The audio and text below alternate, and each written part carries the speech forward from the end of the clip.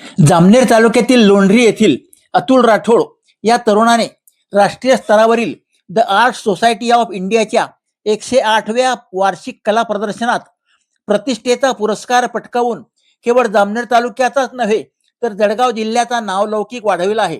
मुंबई येथील जगप्रसिद्ध Jahangir art gallery येथे आयोजित या सोहळ्यात अतुलच्या व्यक्ती या सृजनशील कलाकृतीला art society of India JR Mistry memorial best art work हा राष्ट्रीय पुरस्कार प्रदान करण्यात आला आहे.